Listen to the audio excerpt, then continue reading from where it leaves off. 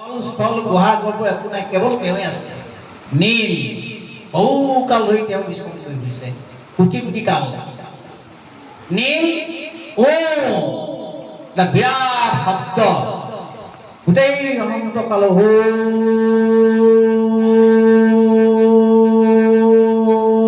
এইভাগে অনন্ত কাল কৰিবলৈ ধৰিলে। নীল ধুম, এই ওম শব্দটো এটা সময়ত বিস্ফোৰণ ঘটি এতিয়া আধুনিক বিজ্ঞানত স্বীকাৰ কৰিছে যে পৃথিৱীখন আগতে গোটেই জগতখন এটা জ্বলন্ত বাষ্পপিণ্ড আছিল। কালক্ৰমত বিস্ফোৰণ ঘটাৰ পাছতেই বৈচিত্ৰ্যময় জগতখন সৃষ্টি হ'ল, এইটো বিজ্ঞানে কয়। আৰু মহাভাগৱতে সেই একেখিনি কথাকে কৈছে। ধুম ধুম হোৱাৰ পাছত বিস্ফোৰণ হ'ল, বিস্ফোৰণ হোৱাৰ পাছত জ্যোতি পোহৰ হ'ল, আৰু পোহৰ হোৱাৰ পাছতে ভগৱন্ত কৃষ্ণই এইয়া জীৱ জগতৰ বৈচিত্ৰ্যময় জগতখনৰ লীলা পাতনি মেলিলে। ও মায়াৰ হাতত জগত প্ৰকাশ কৰো সৃষ্টি লীলায়াবে বিনোদ বিলাস। মায়াৰ হাতত কৰা জগত প্ৰকাশ কৰো সৃষ্টি লীলায়াবে বিনোদ বিলাস।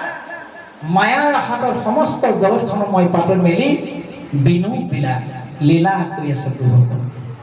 চাৰিওফালৰ পৰা যিমান কাৰ্য সংঘটিত হৈ আছে চব তেওঁকৈ হৈ আছে, লীলা কৰি ভগৱন্তে ভাল, এইটোৱেই তেওঁৰ কৰ্ম।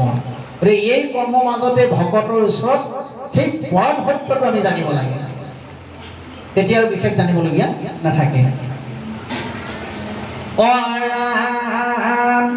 এটকাল বঞ্চিলা কৃষ্ণৰ কৃপাময়, এহি গুণী মহাপ্ৰেমে কন্দন কৰ।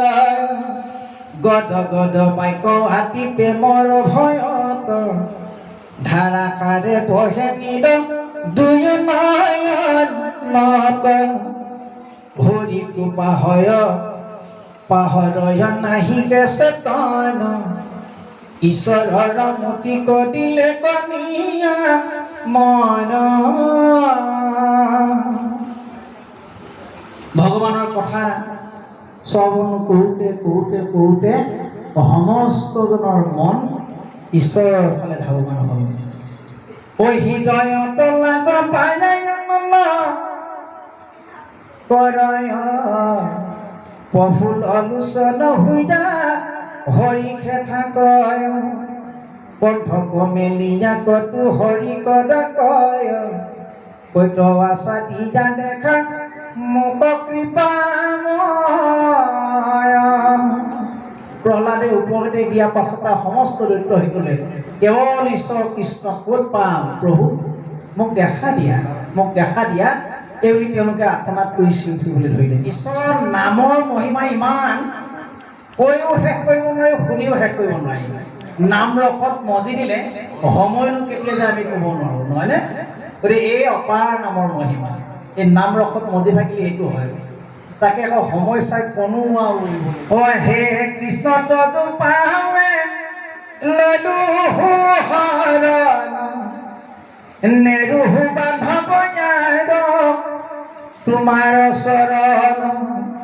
তোমাৰ ৰাতুল দুই পাদ পংকজত, মোৰ মনে প্ৰভু আৰু নেৰু কহত। হে প্ৰভু, সংসাৰৰ দুখ দুৰ্গতি যিমান যান্ত্ৰণাই মোৰ বিপৰ্যয় নহওক মোৰ জীৱনলৈ, প্ৰতিটো ক্ষণতে তোমাক যেন প্ৰভু মই থাকিবলৈ পাওঁ।